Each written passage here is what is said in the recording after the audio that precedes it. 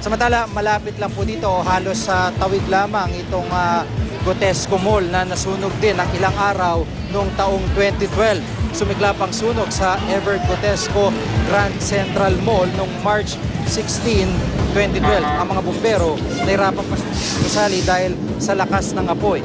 Kaya naman agad natunto ng imbakan ng hindi agad natunto ng imbakan ng LPG sa mall na nakapagpalakas pa sa sunog. Umabot ito sa Task Force Delta. Pati firewall na sunog, kaya ang ilang bahay rin ay nadamay. Pati operasyon ng LRT noong mga panahong yun ay naapektuhan. Inabot ng 4 na araw bago ito tuluyang napula. Setyembre sa parehong taon, ng ilang araw ring nasunog ang Tutuban Mall sa Maynila.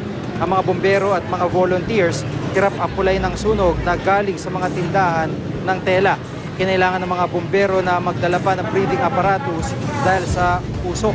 Inabot ng 2 araw bago tuloy ang naapula ang apoy. May naman ng taong 2013 nang masunog ang New Divisoria Mall sa Maynila rin. Nahirapan ng mga bumbero na pasukan ng gusali dahil karamihan sa mga stall ay nakakandado. Madaling araw kasi sumiklab ang apoy, inabot din ng 4 na araw bago napula ang sunog.